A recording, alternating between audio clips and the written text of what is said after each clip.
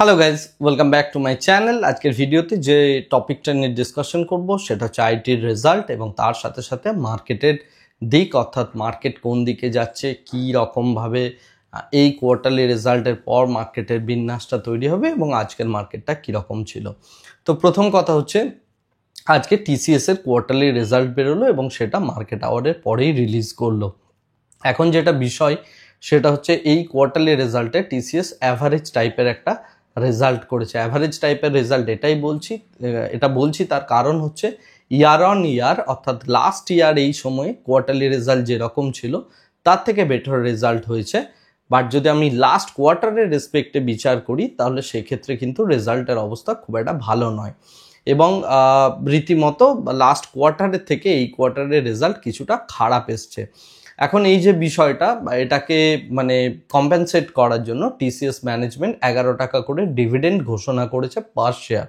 সুতরাং যদি আপনি টিসিএস এর শেয়ার হোল্ড করে থাকেন, it's a good news for you, কারণ আপনি এই ডিভিডেন্ডটা পেয়ে যাবেন।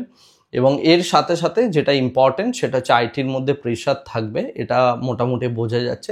গতকাল আমি যে শেয়ারটার কথা বলেছিলাম কোফোর্জ রীতিমতো প্রেশারে, আজকের ডেটে 2%-এর কাছাকাছি ফল করলো।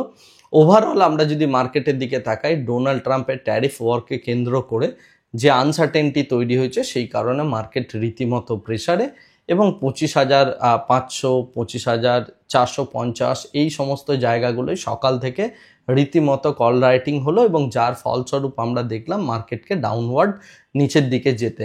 এবং আমি যে রেঞ্জটা দিয়েছিলাম যে 25,300 থেকে 25,600, এই রেঞ্জের মধ্যেই ক্লোজ হলো। এবং আপনি যদি iron condor type of strategy বানিয়ে থাকেন এই রেঞ্জকে বেস করে, ডেফিনেটলি আপনি হয়তো বসে বসে টাকা বানিয়েছেন। বাট যদি আপনি ডিরেকশনাল স্ট্র্যাটেজি করে থাকেন সেক্ষেত্রে এটা একটু প্রবলেমেটিক হয়ে যাবে আপনার জন্য, বিকজ যদি আপনি ডাউন সাইডের ডিরেকশনটাকে ফলো করে থাকেন then you could have made a good amount of money. Otherwise directional নয়, নন ডিরেকশনাল স্ট্র্যাটেজিগুলো অ্যাপ্লাই করুন। Non directional strategy and hedge base strategy apply করলেই অপশন থেকে আপনি রেগুলার বেসিস পয়সা বানাতে পারবেন। যাই হোক, এখন যে বিষয়টা নিয়ে কথা বলছি, গতকাল আমার যে এস্টিমেশনটা ছিল যে 25,450-এর কাছে এক্সপায়ারি হবে, তার জায়গায় মার্কেট আজকে 25,350-এর কাছে গিয়ে এক্সপায়ারি করলো। সো সেই দিক থেকে দেখতে গেলে আমার যে ধারণাটা ছিল সেটা সম্পূর্ণভাবে ভুল। বাট যদি আপনি রেঞ্জ বেস স্ট্র্যাটেজি করে থাকেন you could have made a good amount of money. Anyway, যেটা এর পরের কথা বলতে চাইছি সেটা হচ্ছে, এই যে টিসিএস এর রেজাল্টটা বেরোলো, এই রেজাল্টটা একটা মিক্স টাইপ অফ রেজাল্ট। এই কারণে আগামীকাল আপনি এর ওপর মার্কেটের রিয়াকশান দেখতে পাবেন।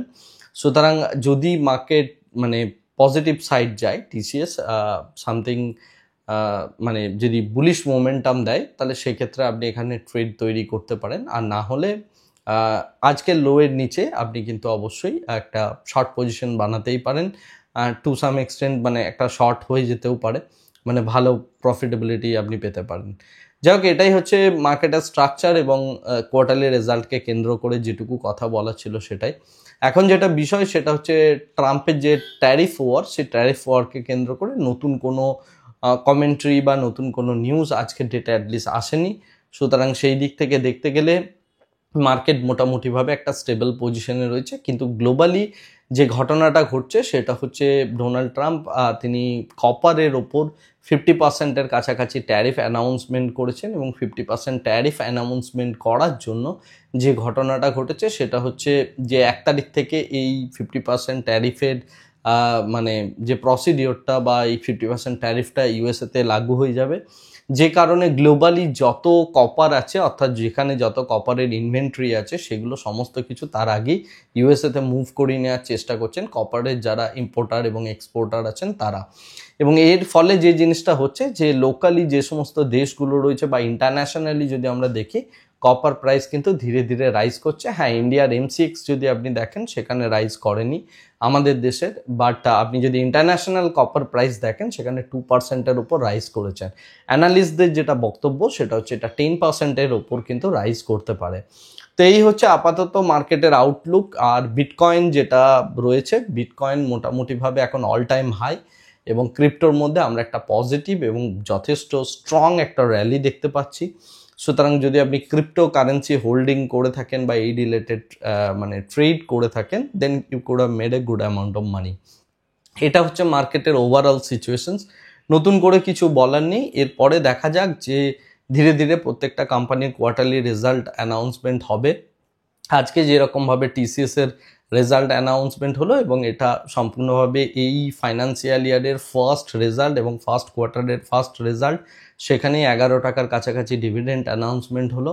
দেখা যাক আলটিমেট নিফটির ডিভিডেন্ড ইল্ড কোন জায়গায় গিয়ে দাঁড়ায়, যেটা পরবর্তীকালে হয়তো নিফটিকে একটা র্যালি দিতে হেল্প করবে। তো এটাই হচ্ছে মার্কেটের আপাতত আউটলুক।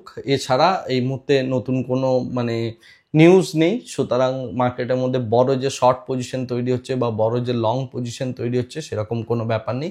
স্টক স্পেসিফিক কাজ করতে পারেন এবং যে সমস্ত স্টকগুলো আপনি পোর্টফোলিও হিসাবে হোল্ড করছেন বা সুইং ট্রেডিংয়ে হোল্ড করছেন, সেই সমস্ত স্টকগুলোর মধ্যে ইপিএস গ্রোথ বা তার প্রফিটেবিলিটি গ্রোথ দেখার চেষ্টা করুন। এটুকুই বলার, এছাড়া বিশেষ কিছু বলার নেই। আজকের ভিডিওটা আপাতত এখানেই স্টপ করছি। Thank you very much, bye bye, tata.